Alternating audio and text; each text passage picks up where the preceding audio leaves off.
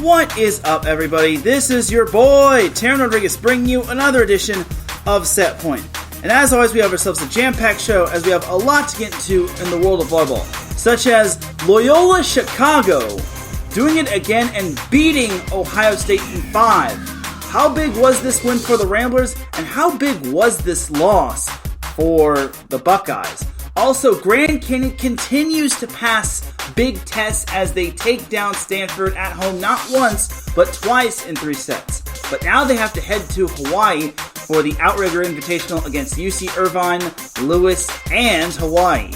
Also, we have some NCAA Beach Volleyball to discuss as Cal Poly knocking off Cal, showing them who the real Cal team is, as we have a special little someone who helped the Mustangs get the win over the Golden Bears. Also, we have some Pro Volleyball Federation to discuss as the Omaha Supernovas continue to get hot, as well as the Columbus Fury. Also, we have a little high school volleyball to discuss as the Best of the West tournament is this weekend. So hand me a volleyball. Set the net. I'm about to serve you up some volleyball action here on Set Point. This is Teran Rodriguez bringing you another edition of Set Point here on IE Sports Radio, your direct feed for all that is sports.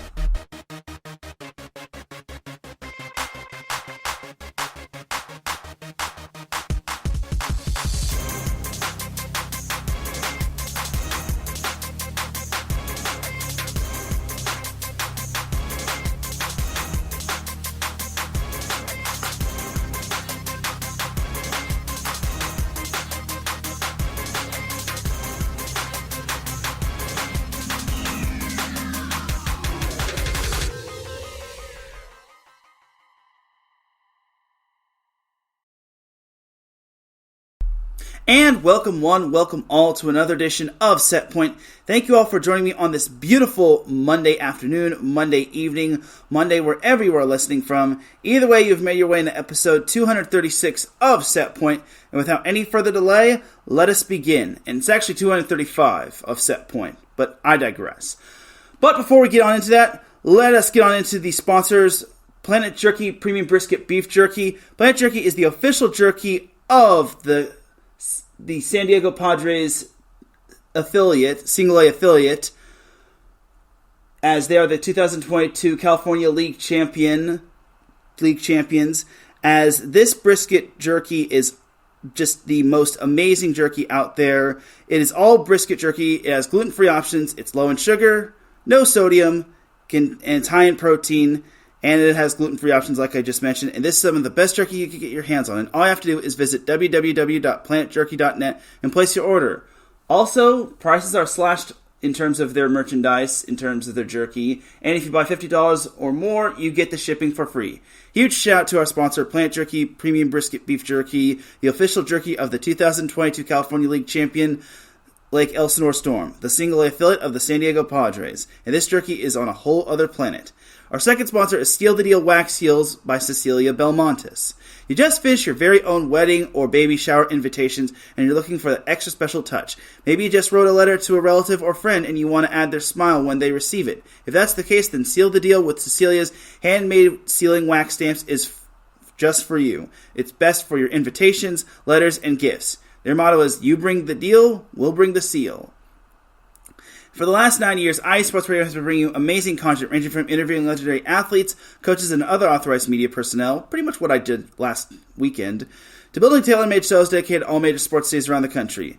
Make sure to follow them on Instagram, Twitter, now known as X, and TikTok at IE Sports Radio. And we also have a Facebook page. Just type in the word IE, then Sports, then Radio in the search bar, and then just like us, and then that's how you're able to follow us. And we have a website, iesportsradio.com, for all of your latest sports news, blog, Hall of Fame, Fans of the Month, page dedicated to each podcast, community forum, our merchandise shop, and we appreciate all of your support and for making IE Sports Radio your direct feed for all that sports. The way you can follow Set Point on social media is on X, formerly known as Twitter, at set_point.ie, and on Instagram, at set_point.IESR, and I'm on X, at Teran Rodriguez 1. All right, let us begin. So we have some NCAA men's volleyball to discuss. As the chat room is a little lively, Mike Pat says, Teran, have a great show, sir. And Ralph Clay says, Teran, Set Point, match, have a great show. Thanks, Ralph, and thank you, Mike. All right, so let's discuss some NCAA men's volleyball Week 9. It was kind of a quiet week as there wasn't anything too eye-popping. There were not a whole lot of upsets. There was only one upset in terms of the ranked-on-ranked teams and in terms of teams overall. Patty Bax also pops in the chat room. She says, have a great show, Teran. Thank you, Patty. But most of these results were quite expected, but they were mostly sweeps. Like, most of these notable matches just resulted in sweeps. We only had 4 of these matches that went more than 3 sets. One of which was the match that started the week in terms of ranked-on-ranked action. Number 10 Pepperdine taking on number 16 CSUN. It went 5 sets, which I thought was impressive by CSUN. They actually led 10-8 in set 5, but unfortunately for the Matadors, Pepperdine closed out on a 7-2 run, and unfortunately for CSUN, they fell in 5 sets. Pepperdine, in my opinion, they're kind of an up-and-down team. I knew CSUN would give them a battle, so in all honesty, I'm not too surprised that CSUN pushed them to 5. But again, Pepperdine is going to need to find that balance of dominance on the road and just dominance altogether. Then Thursday, we had 2 kind of expected results. Ohio State sweeping Lewis and UCLA defeating USC. This was at the Galen Center, mind you, and Ohio State took down Lewis in straight sets at Covalli Center. But I was very surprised UCLA straight up swept USC at Galen Center. USC is never that, shoddy at the Galen Center, as the Trojans just did not have the answer for them for the most part. They even got drubbed in set 2, 25-10. That's kind of ugly if you ask me. And also UCLA was able to take down USC at Pauley Pavilion on Saturday in 4 sets. Now this one, USC had their opportunities in that first set, but unfortunately they lost it in overtime, lost it 26-24. They rebounded nicely in the second set, took it 25-23, but then UCLA hit the gas after that, and they just pretty much zoomed their way to victory. They pretty much took down USC, and that was a big win for UCLA. Pair of big wins right there, just because the Bruins need to stay put behind Grand Canyon, who swept both of their matches against Stanford. Now, the first match was a little close. The second and third set, it was decided in overtime. In the third set, it looked like Stanford was going to push it to 4, but Grand Canyon, being the tough serving team that they are, being a very talented team altogether, they straight up just took advantage of Stanford's miscues and whatnot, and all of the gifts that Stanford kind of gifted them. But Stanford is just getting Will Rotman back. They're starting to find their bearing. I really think Stanford can pose a threat, but it's all going to depend on what happens next. There's going to be a little bit of a break from MPSF play as we have the Pac-12 Big Ten Challenge, which is going to be the last time it's going to be named that. I don't know what they're going to do for next year, but all in all, I will say it's going to be fun. USC, UCLA, Ohio State, and Penn State are all participating in it. It's going to be a 3-day event, but I'll get into that a little bit later. Let's go over my match that I went to. I was a little late getting to this matchup, but this was a matchup that did not get decided in 3 sets. It was a match that actually went 4. It was Long Beach State versus Penn State. Number 2 Long Beach State taking on number 9 Penn State. They honored Tom Hoff by raising his jersey up to the rafters. A lot of different Long Beach State alums. I think 70 were in attendance. Long Beach State did not let the big night get them caught lost in the sauce, as they just blew their way past Penn State in the first 2 sets. They never trailed in the first 2 sets. Then the third set, Penn State had their opportunity, basically looked so much better. And that's basically because of their grit and resolve. And I was impressed by Penn State. They took that third set 26-24. It was a little tightly contested in that fourth set to begin with. There was a nice little rally that Penn State managed to win. But unfortunately, Long Beach State really kicked into high gear with their defense. Mason Briggs having 11 digs, and then their blocking was superb. 15.5 to 3. You can't beat a team like Long Beach State with just 3 blocks. And Mason Briggs having 11 digs is quite nice. And Skylar Varga also went off. He had 10 digs. He had 14 kills. Long Beach State just rolled to winning set 4, 25-14. Sotiris Shipanis had 17 kills to go along with 7 digs. Long Beach State served up a storm. They had 12 aces. Penn State only had 4, and they missed 19 serves. Long Beach State also missed 18 serves. Clark Godbold also had 12 kills. All in all for Long Beach State, they looked like the Long Beach State that I knew that they would. Penn State was led by John Kerr, who had 18 kills. The problem with that is that their next kill leader only had 5 kills, as Owen Rose had 5 kills. John Kerr basically was the Penn State offense, as he had half of Penn State's overall kills. That is definitely problematic, if you ask me. Vinnie Merck had 13 digs. Michael Valenzi had 2 service aces. I can't really say too much about this because I missed pretty much the first set and over half of the second set, but my overall takeaway is this: Long Beach State did a very good job on not getting distracted by their jersey retirement, or not jersey retirement, but their jersey going up into the rafters, the Tom Hoff celebration. So I'll give them a whole lot of credit. Their defense also was superb. Everyone talks about the offense and how Sotos and Clark and Skylar were basically the three-headed monster. But we have to talk about the defense. The defense really answered the bell. Simon Torwey had 9 blocks. He got named the Big West Conference Defensive Player of the Week. Penn State, unfortunately, just did not have that great defense, unfortunately. But other than Ryan Merck. Ryan Merck did a pretty darn good job with his 13 digs. But all in all, unfortunately, it was not Long Beach State's night. But we did have a big win on Saturday, as we had Loyola Chicago, the number 13 Ramblers, upset number 7 Ohio State. First set, Loyola took it 25-22. Ohio State then took the next one 25-20. Third set, Loyola had to win this one in overtime. It took quite a bit, but Loyola took that third set 30-28. Then the fourth set, Ohio State bounced back really nicely, took it 25-15. Then the fifth set, Loyola never trailed, but Ohio State just never gave up. Loyola was up 13-10, then Ohio State got to within 1 point, but unfortunately, the Buckeyes gave up the last 2 points, and the Ramblers won that fifth set 15-12, as they pulled off the second straight win over Ohio State, as that knocks Ohio State out of first place in the MIVA and puts Ball State all alone in first place. As the interesting thing about Loyola is that they only had 54 kills. And I only say only because Ohio State had 75 kills on the night, and they still lost. Ohio State also hit 366, even though Loyola hit 339. Digs were in favor of Ohio State. Aces were in favor of Ohio State. The negatives for Ohio State were Loyola outblocked them 12-6.5. And Ohio State missed 24 serves. Loyola only missed half of that, missing 12.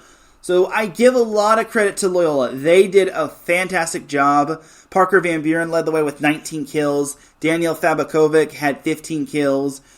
Demi Meyer, or Nicodemus Meyer, had 7 kills. Jake Reed came back, but he only had 3 kills. Dan Mangun led Loyola in the dig department with 9 to go along with 46 assists. Ohio State was led by Shane Wetzel, who had 24 kills. He hit 391. Jacob Pastor had 19 kills. Kyle Toon had 12 kills. He hit 556. Cole Young had 9 kills. He hit 353. But unfortunately, it was just not enough, as Ohio State was led in the dig department by Thomas Poole, who had 9 kills. He even had a kill, or 9 digs. Poole had a kill, which I thought was pretty cool, if you ask me. Shane Wetzel also had 9 digs. So my takeaway for Loyola is this. This is a huge win for them, just because it kind of keeps them in the at-large pool. But if I'm being realistic, there's only 3 at-large spots for the NCAA tournament, and they'll be fortunate enough to get in as an at-large. So I think for them, it's either win the MIVA tournament or you basically are missing the NCAA tournament altogether.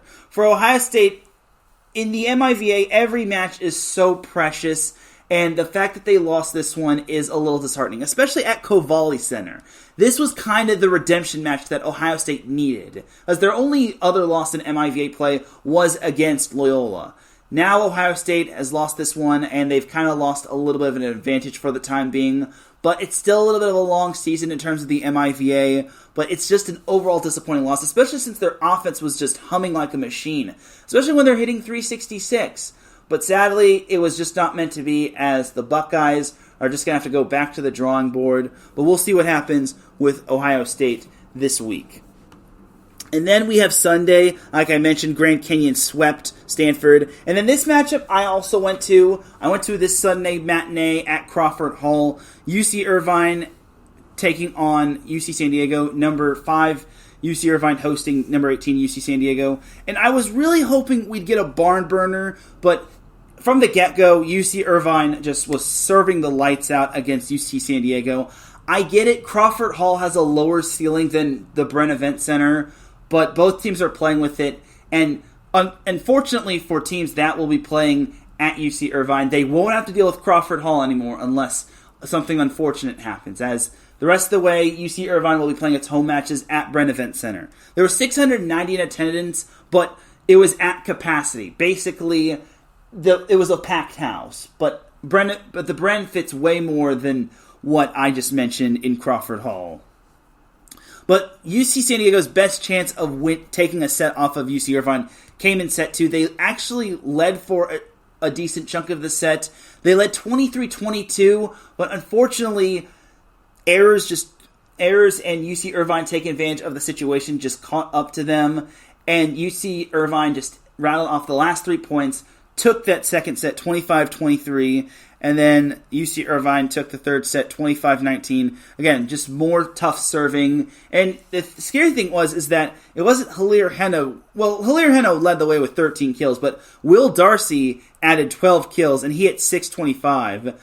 I mentioned to Darcy and to David Niffen, the head coach, that he might be the Robin to Hilaire's Batman, but Darcy basically said, no, there's no Batman and no Robin, which I totally understand. Connor Campbell also had himself a strong game. He had 9 kills. He hit 375. He didn't have... This was not a big blocking night for UC Irvine, which is kind of surprising. But neither for UC San Diego, as they only had 6 blocks to UC Irvine's 2.5. And again, it was a 3-set match, so don't expect the numbers to be big, as UC Irvine did hit 345 while holding UC San Diego to 353. The aces were in favor of UC Irvine 8-3, and the service errors were UC Irvine 12, UC San Diego 11. So my takeaway for this matchup is this: UC Irvine kind of showed everybody why they are one of the favorites to win in the Big West Conference, and one of the favorites to possibly, hence the word possibly, make the NCAA tournament as an at-large. Just because in the event Long Beach State or Hawaii wins the Big West Conference tournament, and then UC Irvine basically loses in the semifinals, they still have a shot at an at-large. They've won 6 straight. Last time I covered UC Irvine, they lost in 4 to USC. But ever since that loss to USC, they figured it out. They've righted the ship. They've won 6 straight. Albeit 2 of those matches were against Stanford without Will Rotman. 2 of the other matches were against Concordia Irvine. And then 2 matches were against UC San Diego, which is a young team. But I do give credit where credit is due. UC Irvine won on the road against Stanford. And that's... okay, maybe people say that Stanford is one of the more easier places to win at, but honestly, it's still a long way to go, and especially since you're playing back-to-back matches at Stanford. So for UC Irvine to have this winning streak, it's big, especially since the win streak comes at a great time, just because this week they're at Hawaii for the Outrigger Invitational, and they've got some big matchups right here. They've got the likes of Grand Canyon, who they open up the Outrigger Invitational with first. Then they've got Lewis, another solid team who pushed number 1 or then number 1 Long Beach State to 4 sets. And then they've got Hawaii, where basically it's going to be a little bit of a preview before the Big West Conference play between those 2 teams. And that Sunday matchup between UC Irvine and Hawaii, it won't count toward the Big West Conference record. Let's get that out of the way right there. It's not going to count toward anything. So another matchup that I missed on Friday was that Princeton swept George Mason. That's huge for the Tigers just because I said it in my matches to watch for video. That could be the difference between having to face Penn State in the semifinals and having to face Penn State in the EIVA final. And Penn State is pretty much just rolling teams up and eating them for breakfast, lunch, and dinner. And I still think Princeton's going to be finishing second in that conference. Unless, of course, they just have another big lull or George Mason just runs the table. I just think that Princeton is still too good. They have Ben Harrington, Nahiro Omene, Ryan Venna is still doing great at the middle blocker position, even though he's just a sophomore. Henry Wedbush is still setting the offense. He's back after he missed that one previous week where Princeton lost to the likes of St. Francis. So all in all for Princeton, I still think they're a very solid team, and they rightfully deserve to win, and I think they're going to be just fine in terms of their matches and going forward. So that's going to basically do it for some NCAA men's volleyball. I'm kind of going a little quick just because I don't want to spend too much time on it, as we have the AVCA coaches poll to go over. So still number one is Grand Canyon, 13 first place votes. Oh, I'm sorry. That was last week's poll. So this week's poll is Grand Canyon still in first in the AVCA coaches poll. They garnered 21 points, first place votes. Long Beach State only garnered 2. Grand Canyon at this point, they just look so much more deserving of that number one spot in the AVCA coaches poll. And that's no disrespect to Long Beach State. I know they don't really care about the AVCA rankings all that much, as basically for Grand Canyon, this is basically the first time we've seen them in the number one spot for the second straight week. And, well, this season entirely is the first time we've seen Grand Canyon number one in the nation in men's volleyball. And then Long Beach State, like I said, they're number 2. Hawaii is third. They took down, I want to say it was like I'm pretty certain it was St. Francis.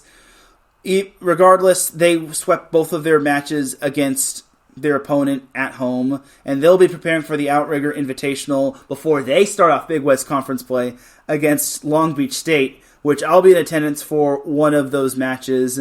And, oh, man, that's going to be fun times. And it's Sacred Heart. They took down Sacred Heart, not St. Francis. I get those two teams mixed up.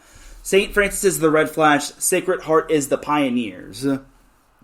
But Princeton did lose to St. Francis and to Sacred Heart, so I had to throw that out there as well. But Princeton, like I said, they're riding the ship, and they should be better going forward. Back to the AVCA coaches poll. UCLA is 4. They took down USC twice. 5 is UC Irvine. They took down UC San Diego. Number 6 is BYU. They were idle, so they couldn't go down unless, of course, someone pulled an upset. Stanford is number 7. They moved up because Ohio State fell to Loyola, and they moved down one spot. Penn State remained at 9. Pepperdine remained at 10. They, in addition to going 5 sets with CSUN, they went 5 with Concordia Irvine. I feel that's a little iffy right there, considering Concordia is still trying to get past not having that previously really talented player from last year. I'm drawing a blank on his name, but it's Uriel Batista. That's his name. So, sorry, it's been a while. My motto is, if it's past 1 year, then it's an eternity. But Concordia Irvine is still trying to get past having Uriel Batista as kind of their franchise player or their marquee player. So I kind of frown at the fact that Pepperdine had to go 5 with Concordia Irvine, but a win's a win when it comes to Pepperdine, and they're still in the top 10. Loyola Chicago had the biggest jump in terms of the coaches poll. Well, they're one of 2 teams that had the biggest jump, as they went from 13 to 11. Yes, that's not too big of a jump, but that is the biggest jump of the week. USC went down to 12, as, like I said, their 2 losses to UCLA kind of hurt them a little, but they only went down 1 peg. Ball State, this is kind of interesting. Ball State, they're in first place in the MIVA, but they fell down a spot just because Loyola pulled off an amazing upset against Ohio State. Lewis stayed the same at 14. Princeton stayed the same at 15. CSUN stayed the same at 16. George Mason stayed the same at 17. UC San Diego, they remained idle at 18. But we have 2 newcomers in terms of the AVCA coaches poll. UC Santa Barbara is back in the AVCA coaches poll as Lincoln Memorial, they fell to Lindenwood. I was wondering why Lincoln Memorial fell out of the top 25 or top 20, but then I saw Lincoln Memorial losing to Lindenwood. Those Lindenwood Lions, they are just really good. And Lindenwood earlier lost to McKendree, who took the final number 20 spot in the AVCA men's volleyball coaches polls, which I was very impressed. And that's another sneaky good team right there. McKendree is right on the coattails of Ball State. And the thing is, McKendree actually has a win over Ball State. They're right with Ohio State in terms of the MIVA standing. So do not sleep on those Bearcats. It's so big for McKendree to be ranked. But unfortunately, and UC Santa Barbara being ranked means that all 6 teams in the Big West Conference are ranked yet again.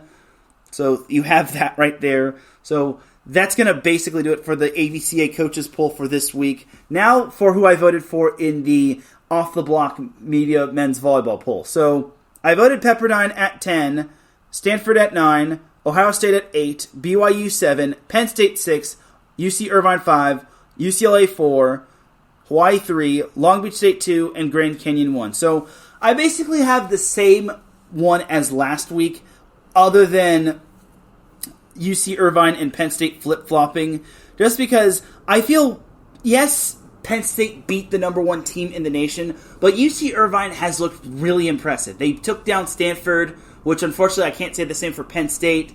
And I know I mentioned I kind of picked apart UC Irvine's win streak with the 2 wins against Stanford not having Will Rotman, and then Concordia Irvine were pretty much just a pair of sweeps, and then UC San Diego were just a pair of sweeps. But UC Irvine is proving that they are a top 5 team, and I can't really argue with the fact that UC Irvine doesn't deserve to be ranked ahead of Penn State. If Penn State pulls an upset this week against UCLA, then we'll have another discussion about Penn State being ranked a little higher than UC Irvine. But for the time being, I'm putting UC Irvine ahead of Penn State. I'm not making that mistake again. I'm sorry to Penn State fans, but I have to defer in favor of the Anteaters just because they're on a win streak. Unfortunately for Penn State, they just could not get the job done against Long Beach State. But the Pyramid is so tough to win at. Long Beach State is also a very talented team with a lot of veteran leadership, with Sotiris Chiapanis, who isn't a senior, but he's a junior. He has a year under his belt at Long Beach State. Skylar Varga, like I said, he's stepping up. He's kind of been that third head to the 3-headed monster of the pin hitters. Clark Godbold being moved to the left side is big after Alan Knipe had him on the right side the previous few years in his time at Long Beach State. Aiden Knipe is setting the offense well. Mason Briggs just continues to be a vacuum cleaner in terms of the libero position. And then Simon Torwey, he's probably someone I don't give a whole lot of credit for. Simon Torwey is just a monster of a middle blocker. Like I said, he had 9 blocks against Penn State. And Penn State has some really athletic players. But Simon Torwey was just a wall for Long Beach State. So all in all for Long Beach State, they're just stacked across the board. And you got to remember, they're hosting the NCAA tournament, so I imagine the Pyramid is going to get packed. So there's that for a little NCAA men's volleyball, and that's who I voted for in terms of the off-the-block media poll. I went over the off-the-block media poll from last week on Tuesday just because I went live on Tuesday, just because I had other commitments. We'll circle the wagons when it comes to men's volleyball a little bit later in the show. But for right now, let's discuss a little NCAA Beach Volleyball. So, stupid me did not discuss NCAA Beach Volleyball, and to all you NCAA Beach Volleyball fans, I do apologize, but I'll recap Week 1 and Week 2 as the first AVCA... Well, I already went over the AVCA coaches poll in terms of the preseason. USC was 1, UCLA 2, Florida State 3, TCU 4, LMU 5, LSU 6, Stanford 7, Cal 8, Hawaii 9, Long Beach State 10, FAU or Florida Atlantic 11, Georgia State 12, FIU 13, Grand Canyon 14, Washington 15, Stetson 16, South Carolina 17, Arizona State 18, Pepperdine 19, and Cal Poly 20. So Week 1. All right, so Week 1 was rather exciting if you ask me. It was a fun week entirely in NCAA Beach Volleyball as the week actually got started on Thursday And LMU, okay, I have to go over this actual tournament, and I actually do want to get the tournament name correct. The Outrigger Duke Kahanamoku Beach Classic. That was big right there. That was a very nice tournament to kick off the season with. And it all started with USC and UCLA facing each other. USC, UCLA, LMU, Stanford, and Hawaii were the tournament field. It was a very, very challenging and tough tournament for all of those teams, primarily Hawaii. But USC was able to take down UCLA 4-1, and they also took down LMU. Oh no, that was later on in the day. But LMU took down Hawaii 4-1. But the upset started to happen with number 7 Stanford taking down number 5 LMU 3-2.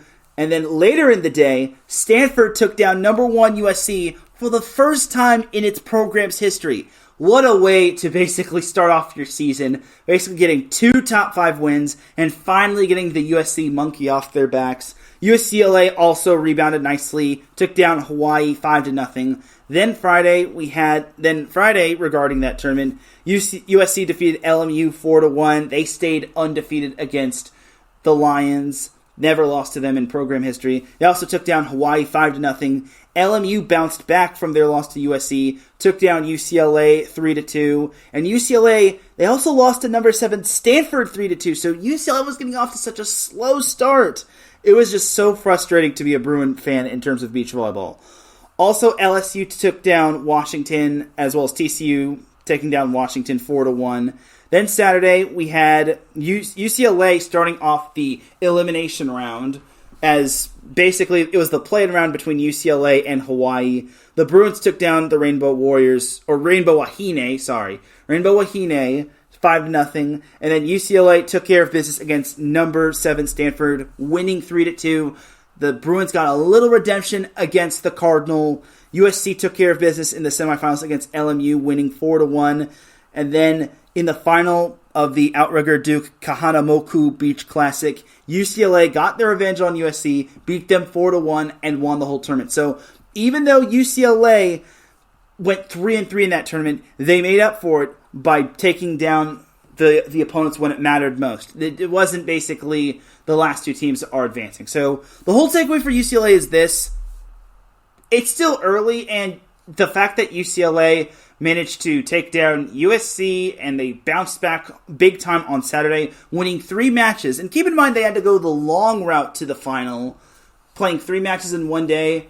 It's quite astounding if you ask me. So another takeaway that I have is that Stanford was very impressive, and they lost quite a bit to Graduation, a.k.a. Charlie Ekstrom, but honestly, Stanford is still a very good team, and the fact that they beat USC, they beat UCLA, and LMU is just downright impressive. And they also beat Hawaii, too. I got to throw that in there as well. So, all in all for Stanford, they are such a dangerous team.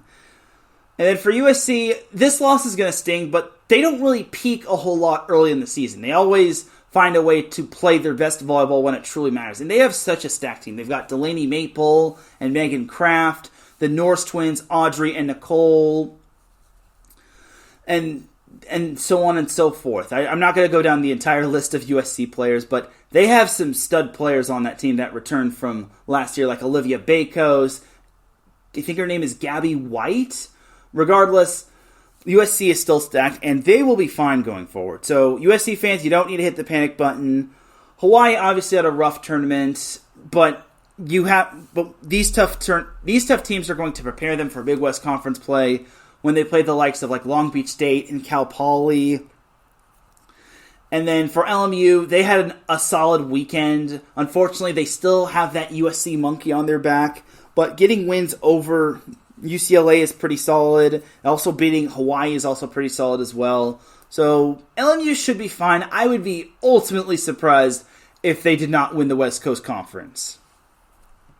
And then some other notable matches. As I mentioned, Friday we had TCU and LSU beating Washington. Saturday we had Long Beach State, number 10 Long Beach State taking down number 19 Pepperdine 5-0. And then we had TCU taking down LSU on Saturday in a barn burner, winning 3-2. The battle of the number 4 Horned Frogs taking down the LSU Tigers. Kind of expected just because TCU is such a strong program. I would be stunned if they did not make it back to the Final Four. But as for this week's coaches poll in terms of the AVCA or last Tuesday's coaches poll, that actually consists of 20 through 16 consists of Arizona at 20, Tampa at 19. Tampa is in it. Keep in mind that is an NCAA Division II school, if I'm not mistaken. But this is National Collegiate Beach Volleyball. It does not matter if you're Division III or Division II or NAIA, etc., etc. Cal Poly 18, Stetson 17, Georgia State 16. 15 through 11 consists of Florida Atlantic 15, GCU or Grand Canyon 14, Washington 13, FIU 12, and Arizona State 11. 10 through 6 consists of Hawaii at 10, Long Beach State at 9, Cal 8, LSU 7, TCU 6, and then 5 through 1 consists of LMU 5, Florida State 4, USC 3, Stanford 2, and the new number 1 team in the National Collegiate Beach Volleyball Coaches Poll is UCLA. So the new number 1 is the Bruins, even though they went 3-3. But hey, they wound up winning the whole tournament in Hawaii, the Outrigger Duke Kahanamoku Beach Classic. That's all that truly matters. So there you have it right there. Jumping over to week 2, the whole week, the whole fun began on Friday, where UCLA took down Cal 4-1. And they took down Cal Poly 4-1 as well. Cal Poly's only match won in the whole duel was won by Lindsey Sparks, the former UCLA Bruin, as she wound up winning with Quinn Perry, who's only a freshman. A fun fact, I actually covered Quinn Perry back when she played indoor volleyball back in her high school days. So there's that Snapple fun fact right there. LMU took down number 13 Washington and number 14 Grand Canyon 4-1. USC took down Long Beach State 5-0. They also took down Concordia Irvine, but I think they shuffled their lineup. Delaney Maple also got to 100 wins as well, and one of the Norris twins got to 100 as well. I want to say it was Nicole. I always get those two mixed up just because, obviously, they're twins. If you haven't put 2 plus 2 together, the Norris, Nicole and Audrey Norris are sisters, and they're more importantly twins. So you have that right there regarding them. So all in all it was Nicole Norris, not Audrey Norris. So Nicole Norris had 100 wins, which is big time right there. And soon we'll be seeing sister Audrey getting 100 wins. You can count on it. But USC took down Long Beach State and Concordia Irvine. Concordia Irvine obviously is not ranked. Stanford continued their strong play as they took down TCU 3-2. Now, what a tough time to be a Horned Frogs beach volleyball fan, as TCU, unfortunately, they didn't even lose, and they went down in the standings just because Stanford pulled off those big wins. I'm surprised LMU didn't fall in the standings, but they didn't really get upset. The only upset they kind of suffered was at the hands of Stanford, who was just beating everybody up until UCLA beat them. So there you have it right there. And you could even make a debate that Stanford could be the number 1 team, but unfortunately, they fell to UCLA in week 1. Washington also defeated Grand Canyon in a thriller 3-2. And Cal Poly, they took down number 8 Cal, 3-2. And the match was clinched by, you guessed it, Lindsey Sparks and Quinn Perry, when the whole duel was 2-2, and Sparks and Perry actually went to a third set with their opponent, and they actually wound up winning that third set 15-13. Now, Lindsey Sparks, I don't know if you know this story, but obviously she's a former UCLA beach volleyball player.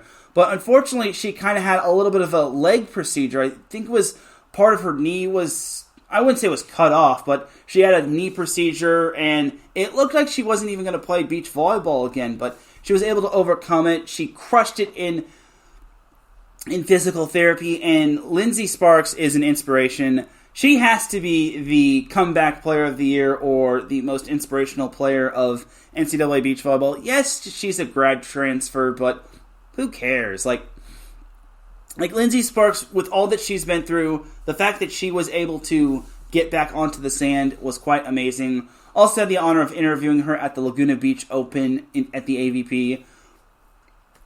So there you have it right there. And like I mentioned, Quinn Perry was someone I covered in when she played indoor volleyball before shifting over to 100% beach volleyball full-time. So you have that right there. Then Saturday, USC edged out Cal Poly 3-2, and they also took down Grand Canyon 5-0. Now, the Cal Poly one, I feel they shuffled their lineup because we also got to see Molly Phillips on the sand in terms of her playing. So I kind of feel that the Cal Poly win was a little closer than expected, but it also could have been Dane Blanton shuffling his lineup. But regardless, Cal Poly is for real. I would not be surprised if they moved up into the top 15 in tomorrow's rankings as of this recording. Then Cal Poly capped off the weekend, taking down Grand Canyon 4-1, and Long Beach State took down number 13 Washington 3-2. They needed a little bit of a comeback, as I want to say they were down 2-0, and then they wound up running the table with their last 3 matches, winning the duel 3-2. If not, they were down 2-1, and then they wound up winning the last 2 duels to win, or the last 2 matches to win the duel. And then number 8 Cal. So obviously they lost to Cal Poly, but Cal, the Golden Bears, took down LMU quite convincingly 4-1. There's no doubt in my mind that LMU is probably going to go down. And I hate to say that about LMU just because I have a lot of respect for John Mayer, and obviously I have a friend that plays on LMU, but I don't know how you don't rank TCU ahead. You don't rank TCU ahead of LMU. I'd be baffled by that. Then Florida State kept their strong start going, taking down Tampa 5-0 and Georgia State 4-1. Georgia State took down Tampa 4-1, and then UCLA took down Long Beach State 4-1, which is no ultimate surprise just because UCLA is just strong altogether.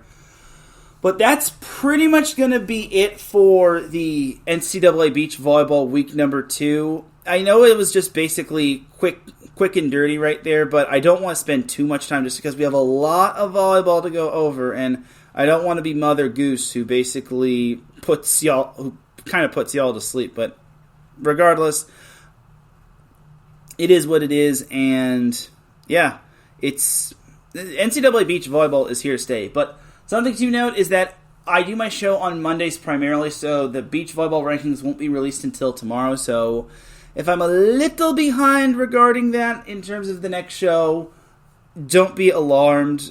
I mean, it is what it is, unfortunately. I'm not going to move my show to Tuesday just because I have a lot going on Tuesday, and it just would not feel natural. Like, Monday is just more natural just because I go over all the matches, and then Tuesday I do my weekly video matches preview. But all in all, some matches to watch for regarding this week. So on Friday, we have Stanford and UCLA. Stanford is going to get a challenge with UCLA, and this is basically round 3 between the Cardinal and the Bruins. It's certainly not going to be the last time these two teams face. Then a little sneaky good matchup right here, Pepperdine, Hawaii. I think Hawaii still has more firepower than Pepperdine. Pepperdine, I don't want to say they're bad, but they're certainly not the Pepperdine they were in years past. Then we also have Arizona, Washington. That's a nice little Pac-12 matchup right there.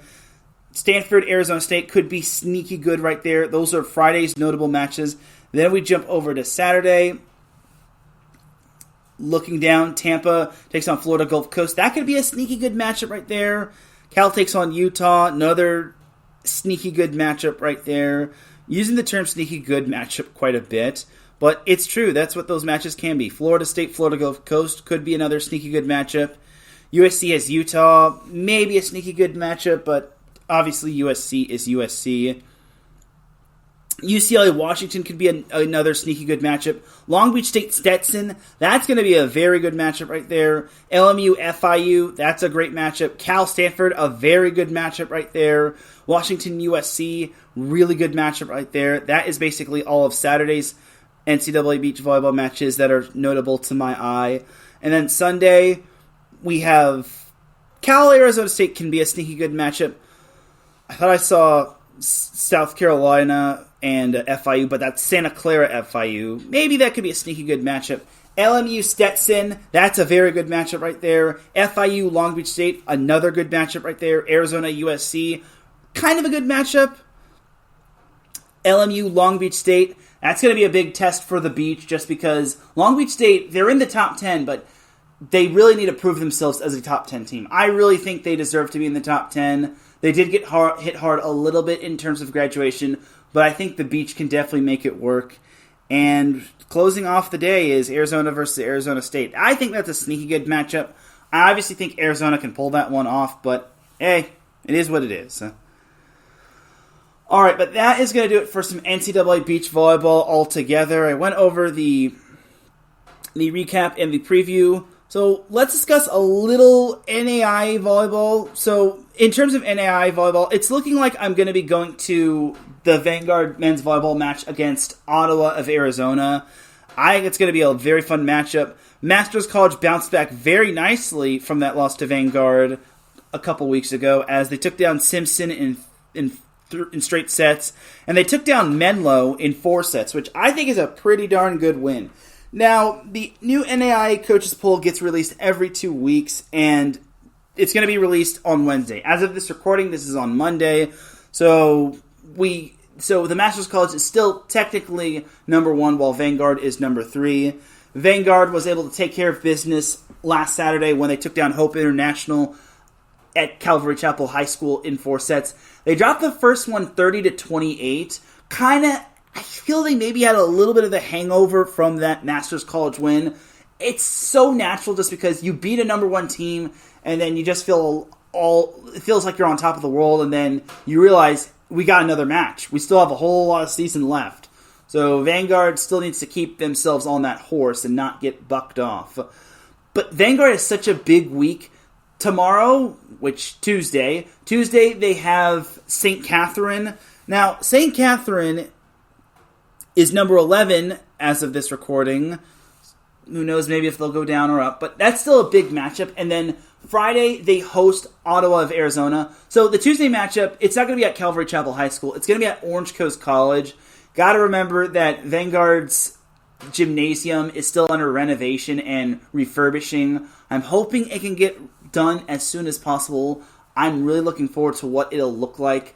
And then for the matchup against Ottawa, that's going to be played at Calvary Chapel High School. But just note that the matchup against St. Catherine is going to be played at Orange Coast College. I think that's that has a much better ceiling, in my opinion. I think that's just much better altogether. The bleachers are still a little bit more wide. I'm a little biased just because I did go to Orange Coast College, but I will say I think that's just a much better venue to have college volleyball matches. I know it's just the NAIA aspect of things, but honestly, it is what it is. It's looking like I will be going to the the Vanguard versus Ottawa match on Friday. I was going to go to Long Beach State, UC Santa Barbara. It is ranked versus ranked, so think about it. I may, hence the word may, catch the last bit of it if it goes 5, but I don't know. So we'll see what happens with that in that regard going forward. But that's a little bit of some NAIA synopsis right there. Again, the new NAIA poll will be released on Wednesday, and like I said, as of this recording, this is being recorded on Monday. So sadly, it's going to be, it is what it is. But that Vanguard versus Ottawa matchup, that's actually a battle for first place. So I don't think Ottawa has any more matches regarding this, but if Ottawa of Arizona stays put at 3-0 in conference play, it'll be a battle for first place. So I think I'm making the correct decision by going to Vanguard versus Ottawa over Long Beach State versus UC Santa Barbara. And that's no disrespect to Long Beach State or UC Santa Barbara. I just think this is a big matchup between Ottawa of Arizona and Vanguard. I think it's going to be a fun matchup. And like I said, NAIA volleyball does not get a whole lot of credit, especially on the men's side. And I know I say NCAA men's volleyball or men's volleyball in general doesn't get the whole love like the women's game does, but honestly, it's still intense. The rallies are still there. The serves are just tougher. The defense is also there. The blocks and digs, they're also there as well. So men's volleyball deserves just as much love as women's volleyball. And this matchup between Vanguard and Ottawa, that's going to be fun times, especially since it could be the battle for first place in the Golden State Athletic Conference. And if you get 1 and 2 in your conference and you basically make it to the conference tournament finals, you're more than likely going to the NAIA tournament, most likely, according to Brian Rofer when I interviewed him. Go check that interview out if you haven't. Marcus Listgreat pops in the chat room. He says, salute to you too, Marcus, I was talking a little about Arizona volleyball. I talked about GCU. Their men's team is doing great. The Beach team, they're under a new head coach, but unfortunately, they're still trying to get themselves out of the mud. But it's a long season for GCU for beach volleyball. I think they'll capitalize. Like I mentioned, I talked a little of Ottawa men's volleyball, of Ottawa of Arizona. I'm going to be seeing them on Friday, which I think is going to be fun times. So that's that for a little NAIA volleyball action. Again, catch me on Friday at Calvary Chapel High School covering that matchup. Vanguard, like I said, though, they cannot overlook St. Catherine. I think it's going to be a very intense matchup. I think St. Catherine can give Vanguard a run for their money just because, well, Vanguard got their first test against the Masters College out of the way, so I wouldn't be surprised if Vanguard had another big test against St. Catherine. And it's so easy to overlook St. Catherine just because St. Catherine is not in the same conference as Vanguard, so for Vanguard, they have to mind their P's and Q's, cross their T's and dot their I's. I'm sorry, did I say St. Catherine? I meant St. Xavier. St. Catherine is a different school that's actually playing UC San Diego. So St. Xavier is playing Vanguard. So St. Xavier is playing Vanguard tomorrow at Orange Coast College, and then Ottawa University of Arizona is playing Vanguard at Calvary Chapel High School. But that's kind of your little NAIA synopsis right there. So my bad on messing up getting St. Xavier and St. Catherine mixed up. Those are two totally different teams. All right, but that's that for Vanguard. Let's jump into a little bit of high school boys volleyball, and then we'll take ourselves a little break. So this week, okay, I didn't really go to any big-time matches this past week. I mean, obviously, I recapped the Tesoro tournament where Corona Del Mar wound up winning that. But the Sea Kings, unfortunately, wound up losing to Servite 3 days after. Now, unfortunately for Corona Del Mar, they were very short-handed. They did not have Sterling Foley, who was sick, and that's pretty much over half of their offense right there. They need Sterling Foley ASAP. Without Sterling Foley, Corona Del Mar, I just don't think is the same team. And then they were also without Daniel Booker and Drake Foley, who were on the U.S. youth national team. I think it's like the U19 team, but they just were not with Corona Del Mar this past week as Servite was able to sweep the Sea Kings at Servite High School. It's actually the third Sunset Conference win for Servite against the Sunset Conference, as they're 3-1 against the Sunset Conference with their lone loss coming against Newport Harbor. And the Friars actually do take on Huntington Beach tomorrow as of this recording, so it's going to be fun times, but Corona Del Mar did bounce back with a nice 3-set win over Beckman. Now, Beckman was also without their star player, Luke Morrison, and they were also without two other players who were a little dinged up. So, I will say this for Beckman, without Luke Morrison, they're just kind of not the same team, but they do have some studs, and they did make Corona Del Mar sweat a little. It's just that Everett Welton just really got it going for the Sea Kings. And they even got a little bit of a serving run from Aiden Cole, one of their middle blockers. So, in my opinion, I definitely think that Corona Del Mar is still a contender. And they also moved, or Katie Thompson, the head coach, she moved Ryan Gant to the right side, which I think is definitely unique. So, I'm very excited to see what Corona Del Mar can do. I'll be seeing them next week for sure when they take on Newport Harbor in Battle of the Bay. Well, this week they are actually at Loyola on Tuesday, which is tomorrow. That's going to be a very tough matchup, and Loyola is just so good. They've got Sean Kelly, the number one recruit, and they have a good portion of their players back from last season. It's not, obviously they're missing Lucas Anderson, who graduated, and Grant Stewart-Wald, the libero, but Loyola is definitely great as advertised. Their head coach, Michael Bully, got his 400th win a couple weeks ago, so they're obviously well coached. I really need to get Michael Bully on the show. It's my big goal to get him on the show, but time will tell. But the big reason why I'm talking high school boys volleyball at this point of the show is because there's actually a big-time tournament. It's the Best of the West tournament, and it's going to be held in San Diego. So the teams that are participating, they just released their pools today. So Pool 1 consists of Miracosta, Tesoro, Carlsbad, and Clovis North.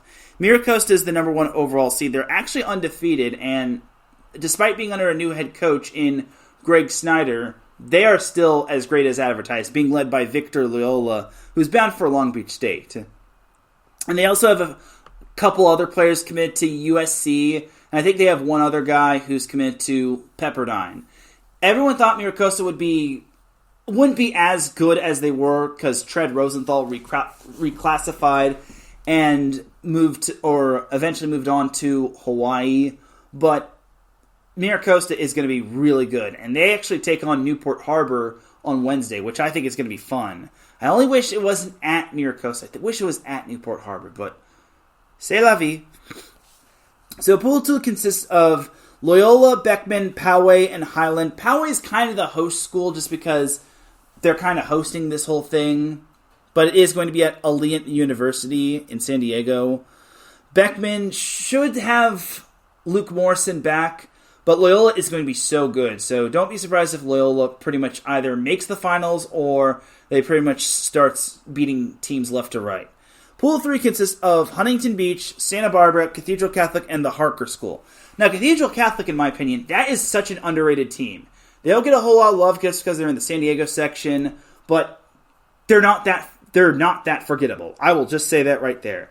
They have some giants on that team, and don't be surprised if Cathedral Catholic pulls at least one upset. I think they can beat Santa Barbara for sure. Huntington Beach, I'm not entirely sure. I mean, Huntington Beach returns most of its players back from last year. Obviously, they lost Liam Finizzi to graduation, and they also lost Ben Bray, who moved to Arizona. He's going to Grand Canyon, by the way. Oh, what a time to be a Grand Canyon men's volleyball fan. Pool 4 consists of Newport Harbor, Torrey Pines, Moana Lua of Hawaii, and Dos Pueblos. All right, this pool is rather interesting. Newport Harbor, on paper, should win this pool, but Torrey Pines is definitely good as advertised. Torrey Pines is not a bad team.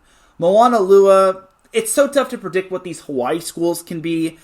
I don't think they're on the level of Punahu or Kamehameha, but you never know with Moana Lua. And then Dos Pueblos, I'm fairly certain shouldn't pose too much of a threat to Newport Harbor.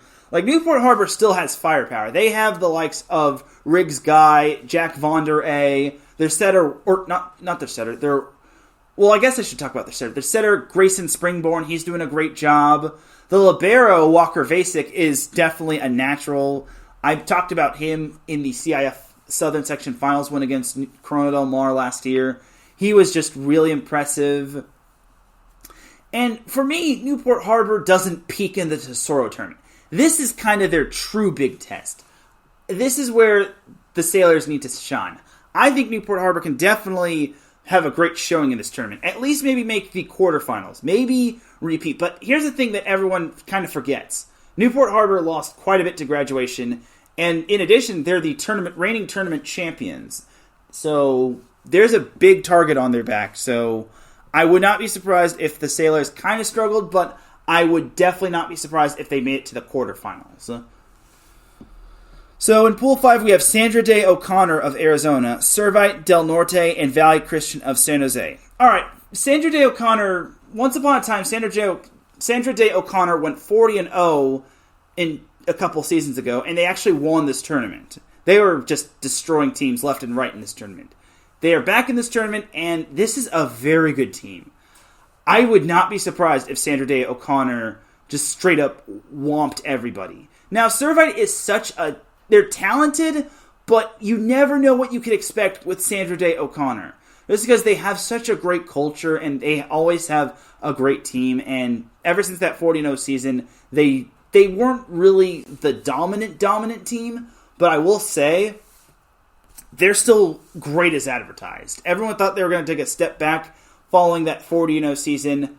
They did not. They still beat some solid teams.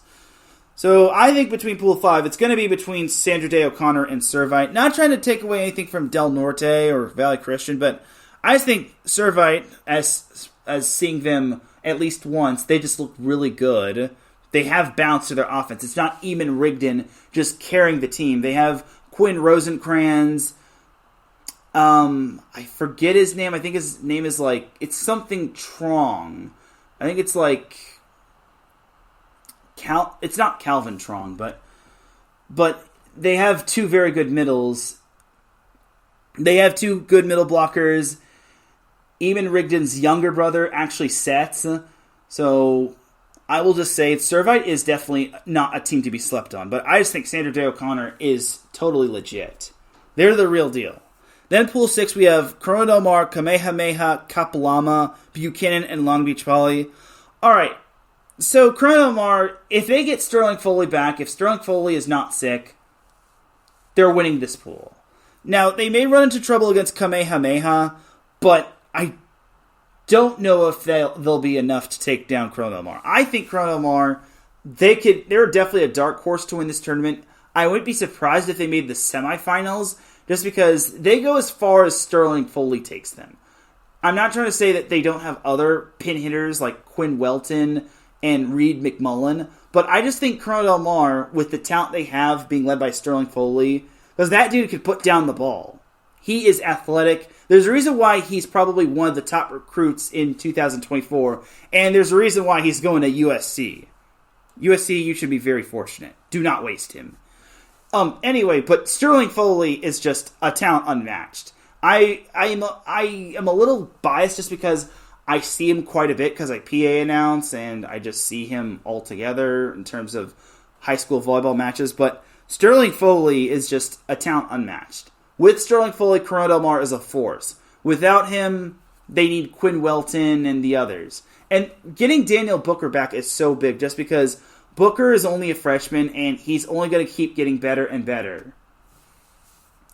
Then in Pool 7, we have Clovis East, San Clemente, Edison, and La Costa Canyon.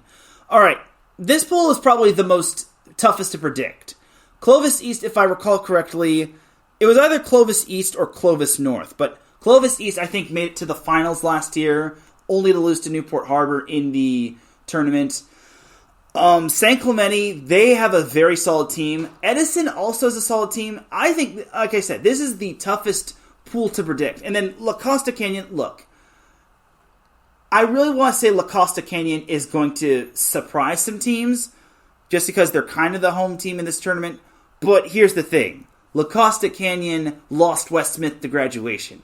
It's a whole different team. So, against a talented team like Edison, which has most of its players back, San Clemente, which has a little bit of a, I wouldn't say new look, but they have most of their players back. And then Clovis East being as good as advertised always.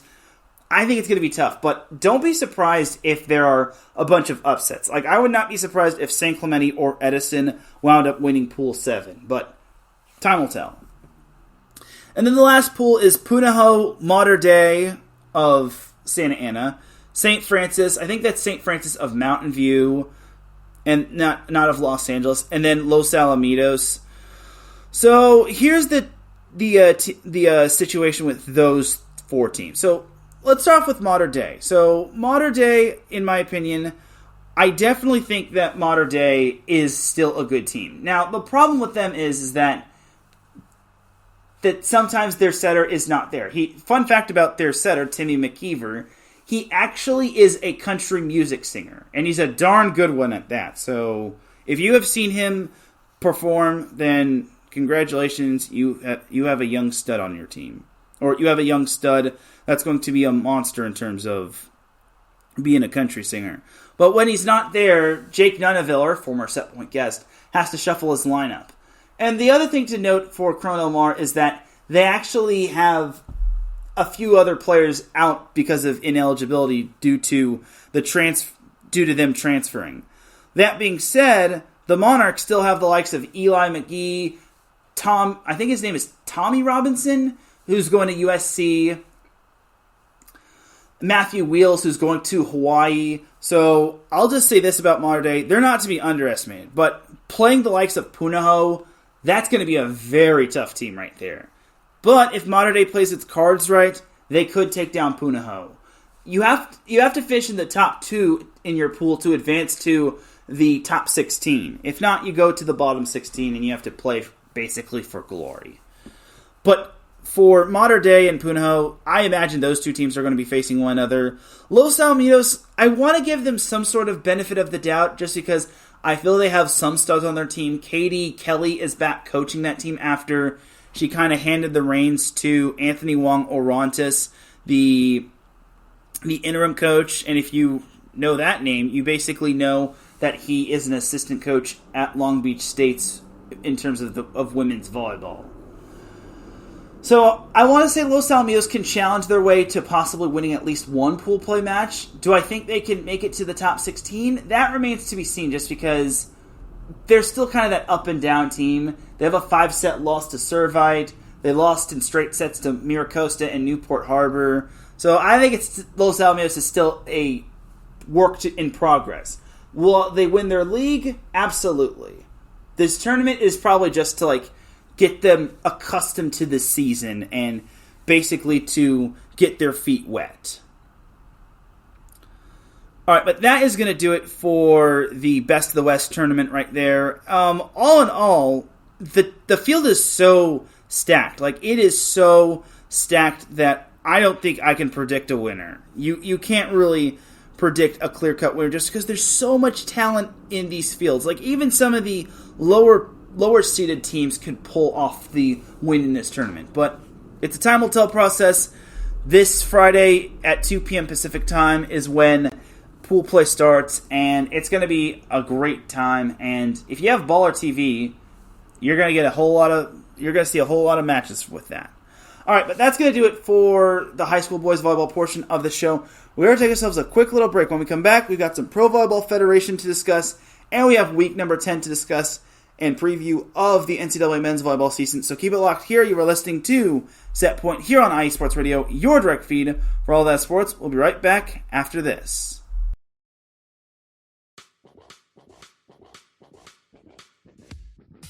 Hello, sports fans. It's me, your boy Larry B, and I want to walk you through the world of sports.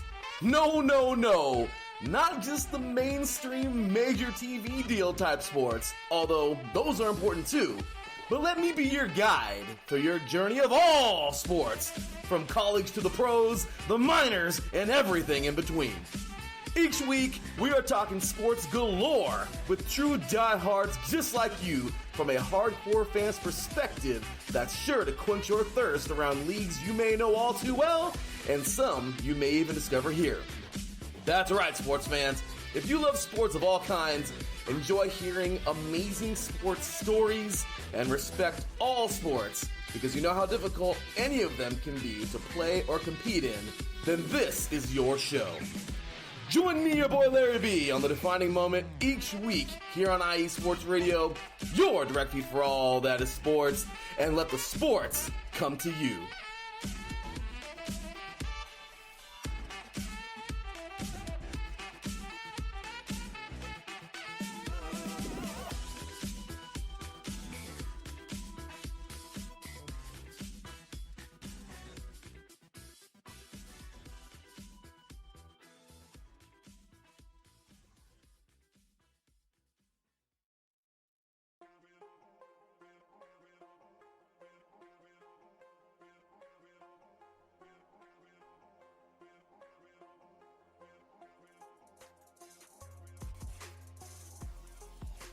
Hello, ladies and sinners. Hello, sports fans around the world.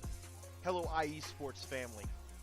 This is Cale Henderson, the host of IE Vegas, the Sin City Sports Show, presented by IE Sports Radio. If you folks are interested in sports in the Vegas area, if you're wanting to have a blast for 1 hour, every Tuesday night from 7 p.m. Pacific Standard Time to 8 p.m. Pacific Standard Time, this is a show built for the Vegas sports fans, where we feature the Las Vegas Raiders, the Las Vegas Golden Knights, the Las Vegas Aces, and the University of Las Vegas, Nevada Rebels. Hopefully, fingers crossed, MLB team coming soon. Either way, if you folks are looking to have a blast for 1 hour each and every week, tune in Tuesday, 7 p.m. Pacific Standard Time to 8 p.m. Pacific Standard Time. If you folks are interested in Vegas sports news, go to our Twitter, at Sin Cities @Kale_IESR. And you can speak with me, the host, Cale Henderson, @Cale_Henderson on Twitter. At any time, be happy to reply. Always willing to reach out to our fans. Again, the Sin City Sports Show, presented by IE Sports Radio, your direct feed for all that is sports.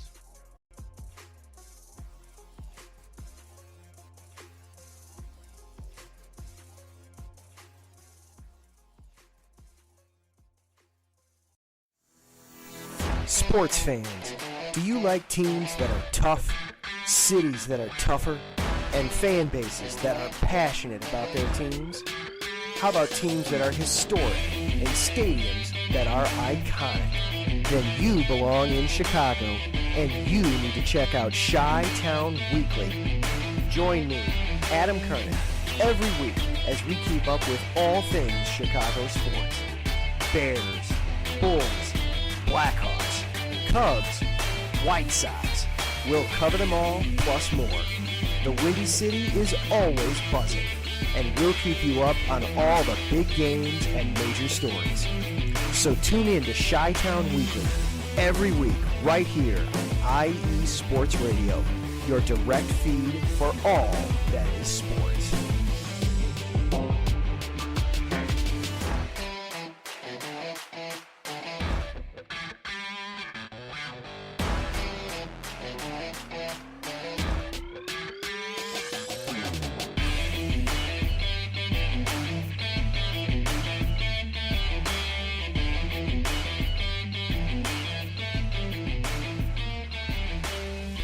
Back with segment number 2 of Set Point here on IE Sports Radio, your direct feed for all that sports. Definitely check out all of our amazing shows, such as Chi-Town Weekly, which goes on primarily 1 hour before Set Point goes live. But with all that being said, let's discuss a little Pro Volleyball Federation, as unfortunately there are Pro Volleyball Federation matches going on right now, which makes me sad.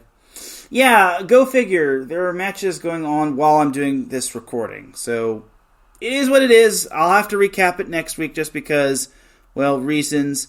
But as of today, March 4th, the Vegas Thrill is hosting the Atlanta Vibe, and the San Diego Mojo are taking on the Grand Rapids Rise. So as for Week 6, that caps off Week 6. So as for the other matches that happened in Week 6, Thursday we had the Omaha Supernovas sweeping the Atlanta Vibe 25-22, 25-20, and 25-22. Jess Shaban-Landsman had 12 kills along with 2 aces. Brooke Nunaviller had a double-double, 11 kills, 13 digs, 2 aces. Betty De La Cruz, or Bethania De La Cruz, had 9 kills, 14 digs. Natalia Valentine Anderson had 34 assists and 12 digs.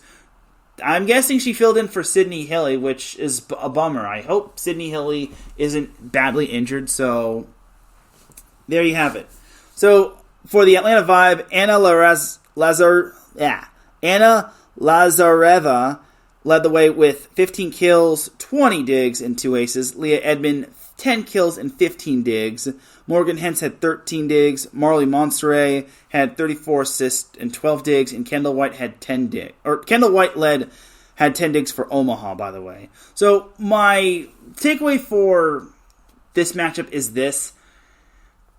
Like I said last week, don't be surprised if Omaha wins this one, just because you remember the previous time these two teams faced each other was on opening day, where the Omaha Supernovas fell in a heartbreaker to the Atlanta Vibe after they led 13-10. They allowed the last 5 points.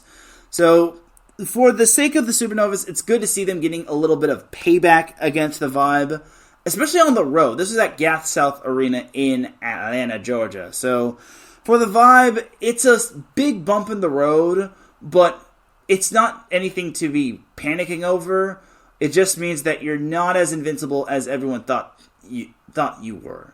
But there's a reason why Atlanta and Omaha were selected 1 and 2 in the preseason poll. So there you have it right there. And Atlanta actually had their chances in set number 1. It's just that Omaha just made a comeback and wound up winning that first set, and I think that was kind of the momentum swinger that the Supernovas needed. Larry B pops in the chat room. He says, "Teran, you already know USC is winning beach volleyball," and I'm guessing he says is winning that in the NCAA championship, which that would be a four-peat for USC Beach Volleyball. And I would not be surprised, because like I said about USC Beach Volleyball, they don't peak early in the season. They peak when it truly matters, aka the NCAA tournament or the Pac-12 tournament. That's when it truly matters for them. Also on Thursday, we had the Las Vegas Thrill, or the Vegas Thrill, taking down the San Diego Mojo in a 5-set thriller at the Viejas Arena. So here's the thing about this match. There was no Hannah Maddox and no Molly McCage for the Thrill, but they still managed to win it in 5. They won the first 2 sets. Mojo took the next 2 sets. The 4th set was so dramatic. The Mojo were down 23-20. It looked like they were dead in the water, but Nutsara Tomcom was able to serve them back into the match. They actually dodged 3 match points as well from Vegas. They took that 4th set 29-27. And the thing is about the Mojo, they actually led 8-7 in set 5, but kind of like the C-Sun Pepperdine match, the Thrill went on an 8-3 run to basically win the match. And that's such a bummer for the Mojo, as they suffered their first home loss of the early season. As Jen B also checks into the chat room, I will be talking about the Columbus Fury in a little bit. But Kat Bell, she was her. She had 28 kills and 16 digs. Amazing. Simply outstanding for Kat Bell. Gabby Gonzalez had 10 kills and 23 digs. Berkeley Oblad had 8 kills and 2 blocks. Kylie Murr, 23 digs. Alicia Glass-Childress had 57 assists and 14 digs. And like I said, no Hannah Maddox and no Molly McCage for the Thrill, but they were able to pull out that win, and that's so big winning on the road. The Mojo were led by Lindsay Wide. She had 21 kills and 12 digs. Morgan Lewis had 19 kills and 10 digs. Valeria Papa had 18 kills. Nutsara Tomcom had 64 assists and 15 digs. Marie Shara Venegas Medina had 19 digs. But unfortunately, it was not enough for the Mojo as they wound up losing in 5. Just so unfortunate for the Mojo. But hey, they fought their you-know-whats off. Then Friday, we had the Orlando Valkyries defeating the Grand Rapids Rise in 4 sets. The first 2 sets were split between the two teams. Valkyries won the first set. Rise won the second set. Then the third set. This was kind of the turning point of the match. The Valkyries in set 3 dodged 3 set points. They needed 5, but they managed to win that third set 32-30. Then in set 4, the Valkyries were up 24-22. Eventually, the Rise tied up at 24 apiece. But unfortunately, the Valkyries were able to win that 4th set 27-25. They needed 4 match points, but they were eventually able to win that. That's such a huge win for the Orlando Valkyries just because they served so tough, and that's what Amy Pauley basically said about her team. She will not fault her team for serving so tough. They could have so many service errors, but she is not going to change a darn thing about serving tough. Anyway, so Orlando was led by Adora Anai, who had 21 kills and 14 digs. Jill Gillen, everyone's favorite Arkansas Razorback, had 13 kills, a block ace, and 6 digs. Michaela White had 9 kills, 2 blocks, and 5 digs. Kaz Brown also had 8 kills, 5 blocks, and 2 aces. Georgia Murphy had 13 digs. Wilma Rivera had 49 assists and 11 digs. For the Rise, Emilia Dimitrova had 26 kills, 2 blocks, and 2 aces. Claire Chaussee had 21 kills and 11 digs. That was kind of their only two-headed monster. They didn't have like that third banana who kind of took the pressure off them. So it was basically was all about Orlando knowing who was going to get the ball between Chaussee and Dimitrova. Sarah Sponsel had 14 digs, and Ashley Evans had 54 assists. So, like I said, that's all those set points that were missed and that were needed for the Valkyries. That's not where it ends. The Rise actually missed 20 serves, while the Valkyries only missed 10. And the Valkyries also had 7 aces, while the Rise had 5. So my takeaway is this. Serving is so important, and I give credit to the Valkyries. They served all really tough. They served so tough against a very talented team, and they needed this win just because between them, the Columbus Fury, and the San Diego Mojo, along with the Vegas Thrill, those 4 teams are going to be battling for that final playoff spot.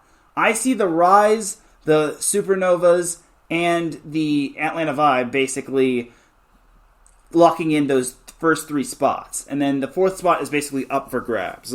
So Orlando winning that one on the road is just so crucial. And then the Rise losing that one, I don't want to put them in the category of they could be in the bottom 4 who's going to be fighting for that last playoff spot. But honestly, I just feel that this loss could have been totally avoided.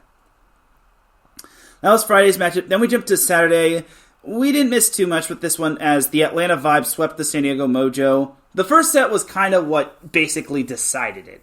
Okay, maybe not ultimately decided it, but the Vibe dodged 1 set point from the Mojo and rattled off the last 3 points, and they took that first set 26-24. Then in set 2, the Vibe took that one 25-20, and then they took the third set 25-23. Although the Mojo made one last push, the Vibe was able to win the last 2 points after it was tied 23-23. Leah Edmond led the way with 22 kills. She had 540 and she had 11 digs. Anna Lazareva had 20 kills and 14 digs. Marley Monserrat had 40 assists and 15 digs. Morgan Hentz had 14 digs. And Allie Linehan added 10 digs. She's kind of still in that role of a serving specialist or a defensive specialist just because she's still recovering from that ankle injury, which was unfortunate. She suffered that against the San Diego Mojo, but it is what it is. Tammy Thomas Ilara led the way for the Mojo with 9 kills and 10 digs. Ronica Stone had 8 kills. Morgan Lewis had 7 kills, 3 blocks, and 13 digs. Marie Shara Venegas Medina had 13 digs, and Nutsara Tomcom had 28 assists and 9 digs. My takeaway for the Vibe is this. This is a definite momentum booster, and winning on the road, like I said, it's never easy.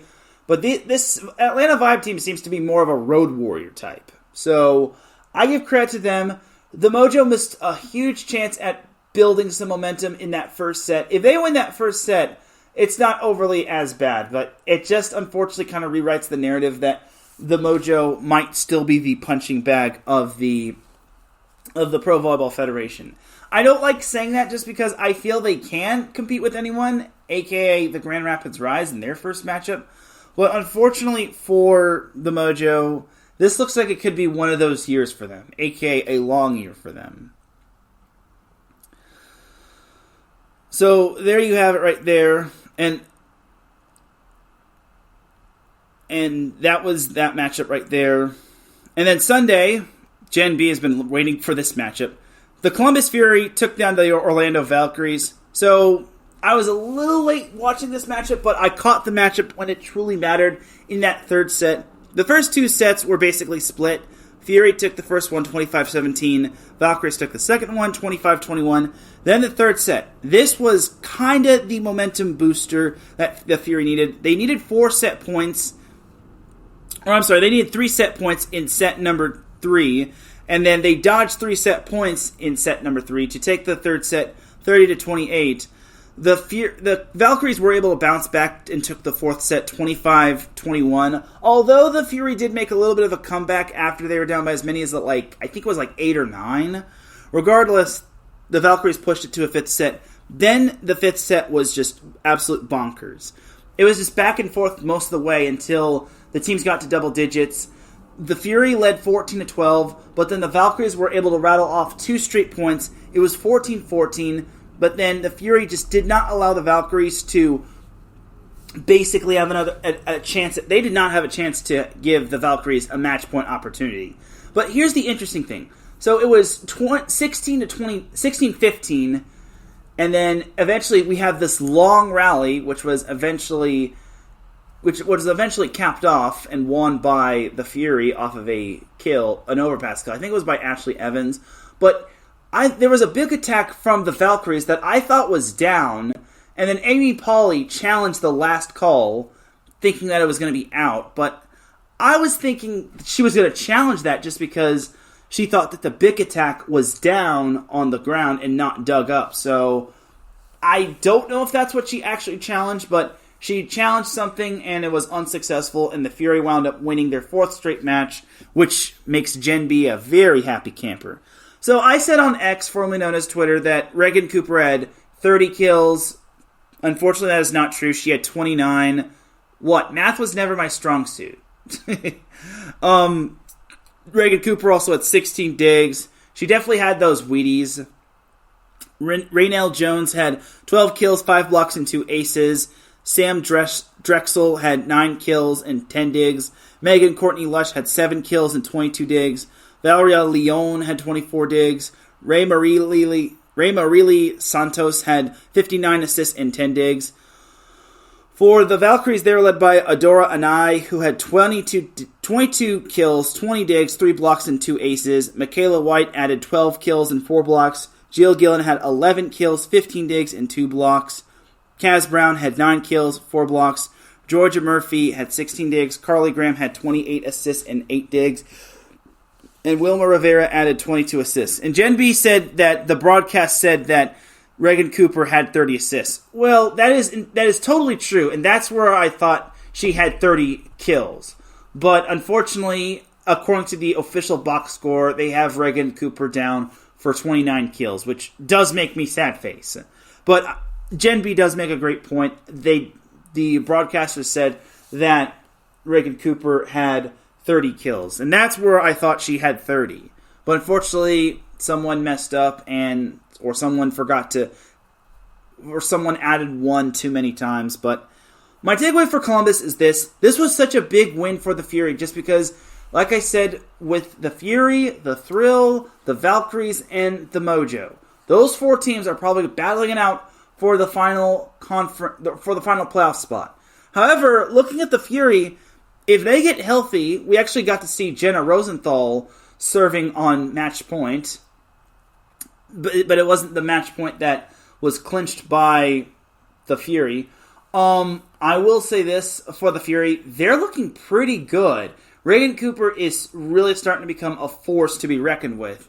And once they get Asia O'Neal back, hopefully 100%, they're going to be very, very, very scary.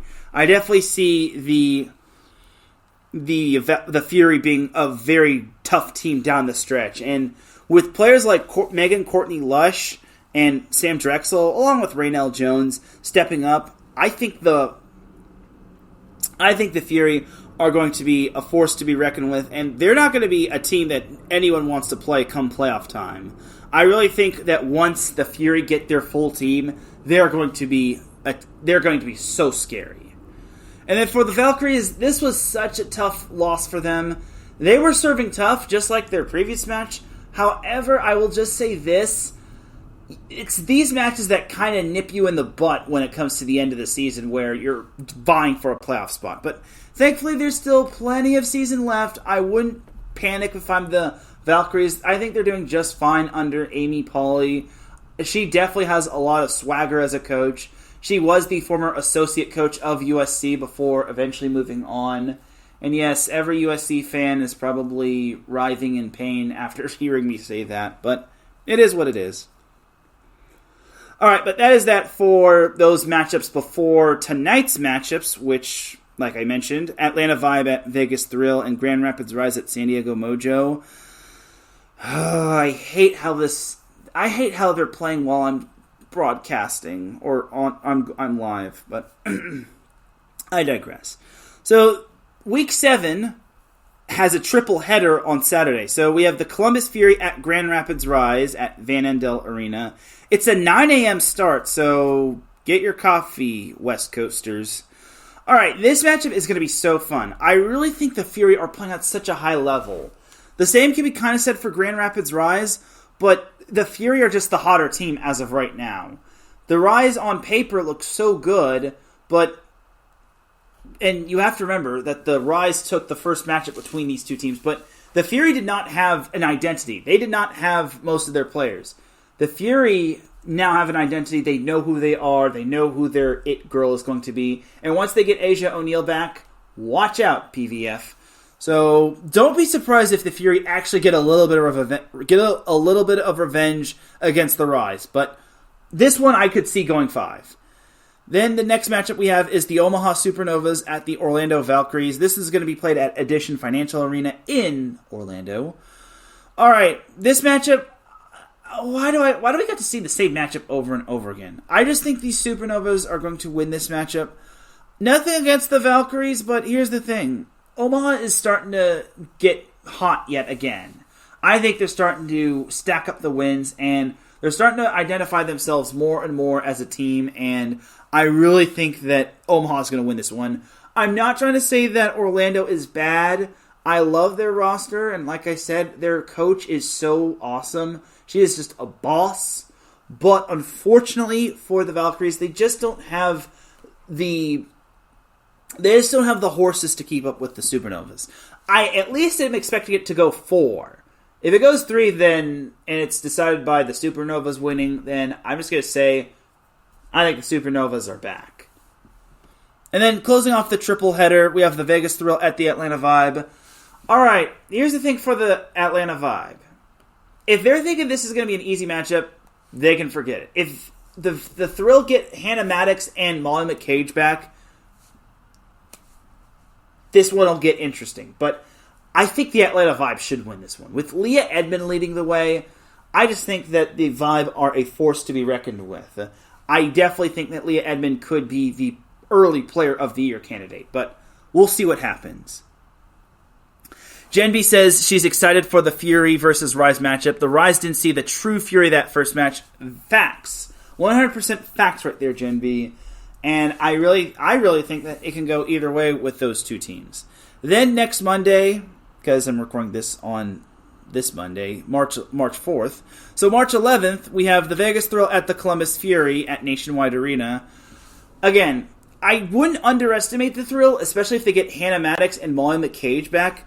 But they are going to, this time, they're going to be on the road yet again, as they basically have they have 2 matches in the span of 3 days. So I imagine they're going to get done with the Vibe match, and they're probably going to rest up in Atlanta, then fly out to Columbus to play the Fury on Monday, and then get accustomed on Sunday. So they don't have a whole lot of time to rest and relax. So I definitely could see the Fury winning this one. I know they'll have to travel from Grand Rapids all the way back to Columbus, but they have the home court advantage, and I want to say that they have some of the more passionate fans there.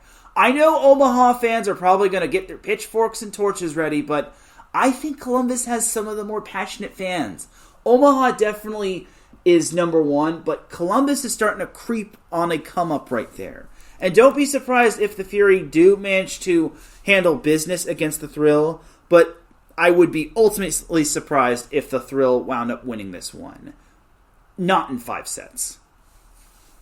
And then also closing off Week 7, we have the Orlando Valkyries taking on the San Diego Mojo, which will be played right when I'm going live. Thanks Mojo and Valkyries.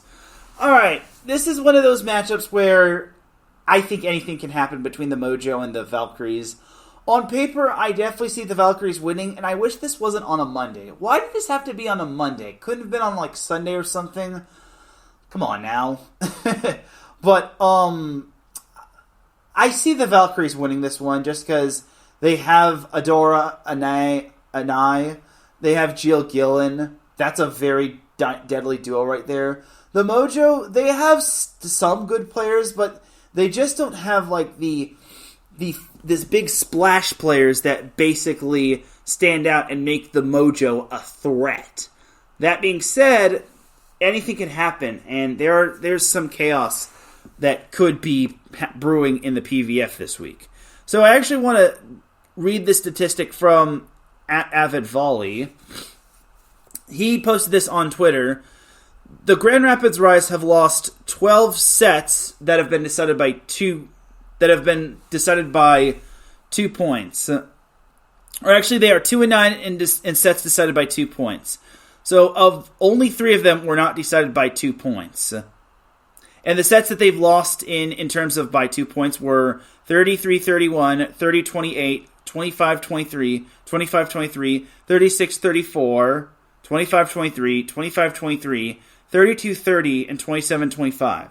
So those are those set scores. Those are the 9 set scores that they've lost by 2 points. So,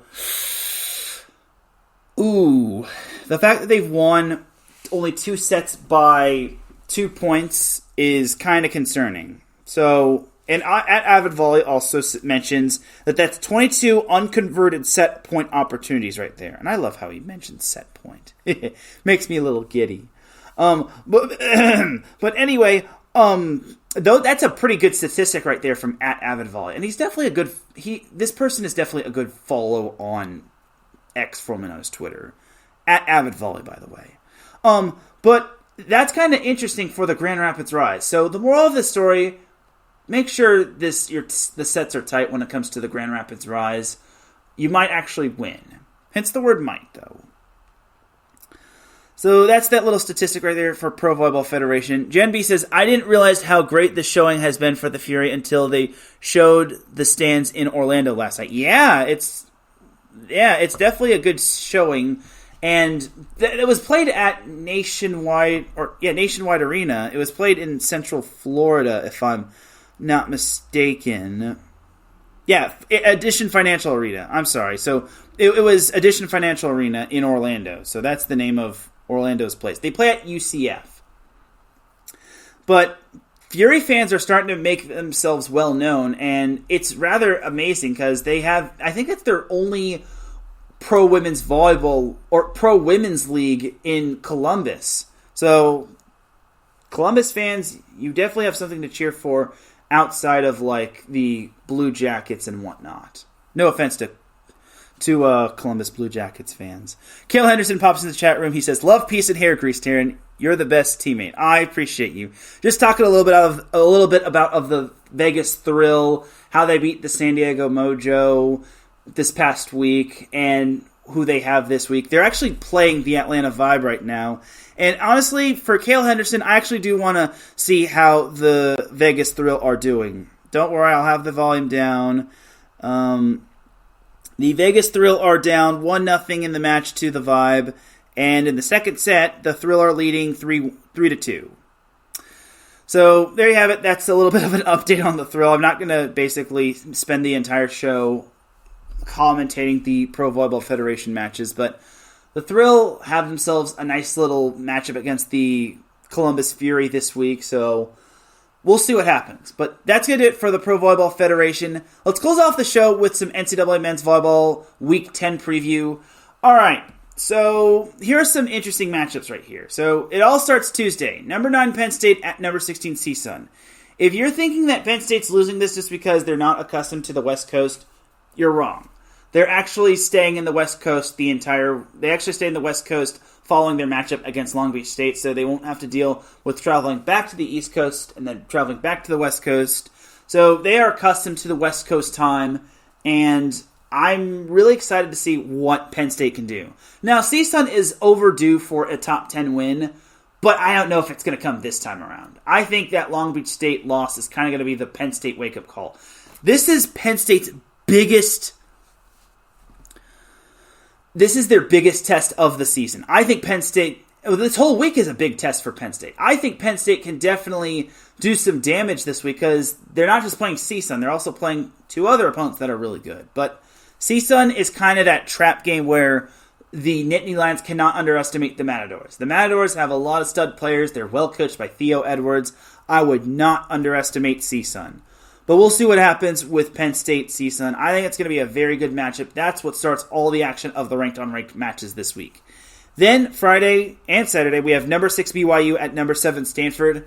All right, this is the place where BYU saw its season pretty much come to an end as they lost to Stanford in the MPSF tournament semifinals in 5 sets, where I actually predicted that matchup correctly.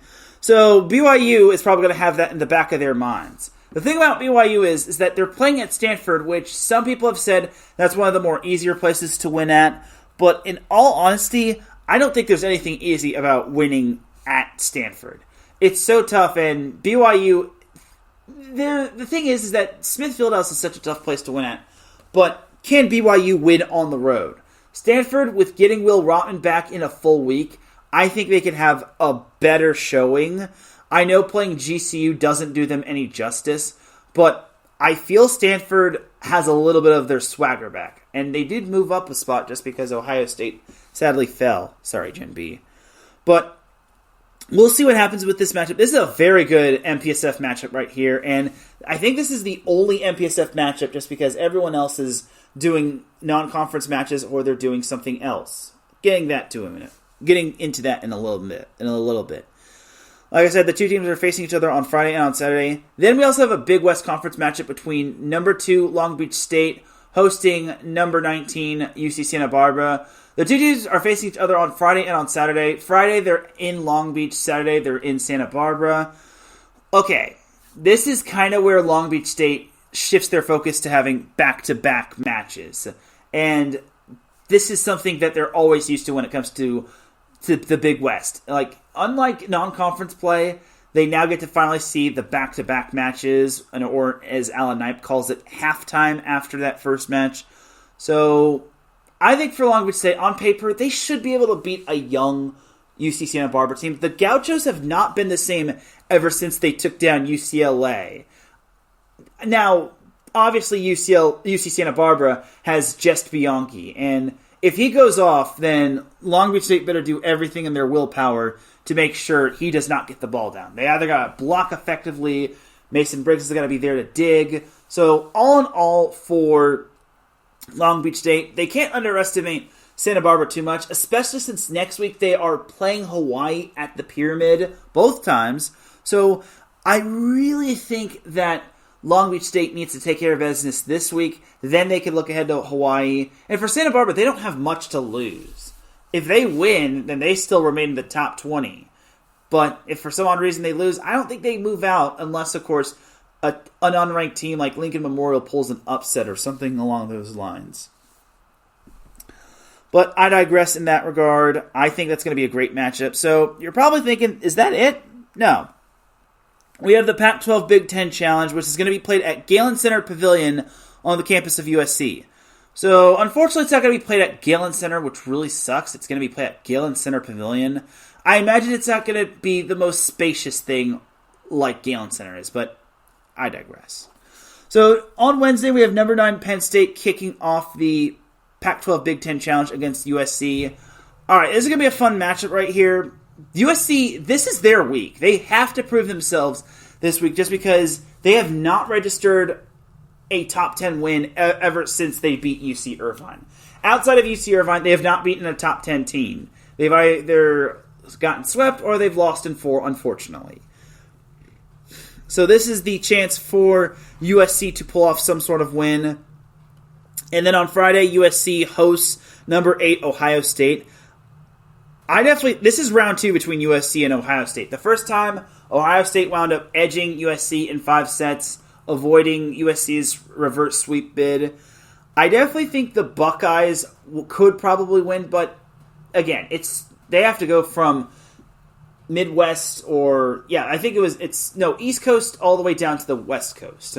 So they may have some tired legs, but at the same time, they have Jacob Pastor and Shane Wetzel and all those other players that just had a monster night for Ohio State. And then USC obviously has Dylan Klein, Riley Haynes, Jack Duker, Wes Smith, Kyle Paulson, Caleb Blanchett, Austin Stewart. I wouldn't say the pressure is on for USC, but again, this is such a big week for them. If they get one of these wins, I could see them back at number 10 for sure. And if they get both wins, they'll probably jump into the top 10 100%. But USC really needs to take care of business this week. I definitely think they can. They are a young team, but they definitely have a whole lot of upside to them. Also on Wednesday, before USC and Ohio State play, we have number 9 Penn State taking on number 4 UCLA. Now this is round 2 between the Nittany Lions and the Bruins, as the two teams played one another, just like USC and Ohio State, in the First Point Collegiate Challenge, and UCLA swept Penn State. Now let's see what happens with Penn State having a little bit more of an identity, because now they're not starting Michael Schwobe. They're starting Luke Snyder at setter, and he's more experienced than Schwobe. So we'll see what happens. The Nittany Lions have experience, but so do the Bruins. They have experience all across the board. Their only question mark is the libero position. That is kind of their big thing right there.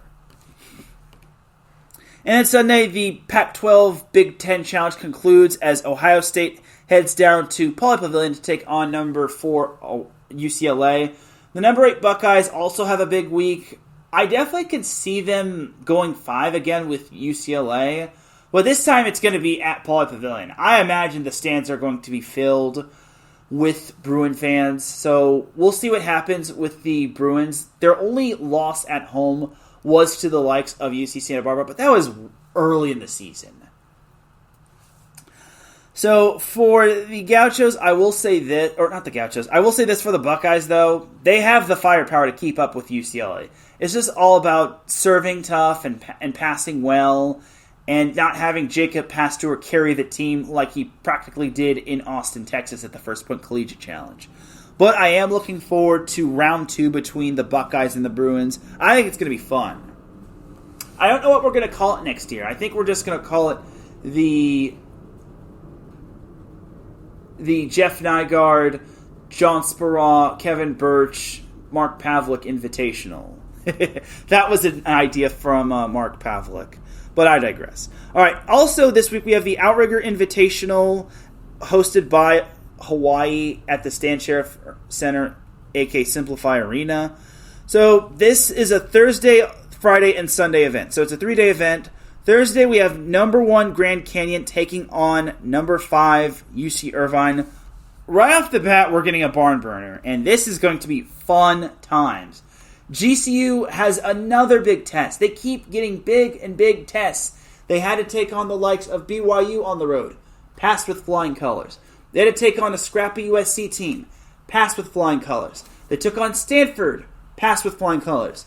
Now they get the honor of playing in one of the tougher places to win at, Stan Sheriff Center. They get a big little appetizer with UC Irvine, and the Anteaters are looking for a big top 5 win. They have not registered a top 5 win this season. It could come this Thursday, but it all depends. After Grand Canyon UC Irvine, we have number 14 Lewis taking on number 1 Hawaii.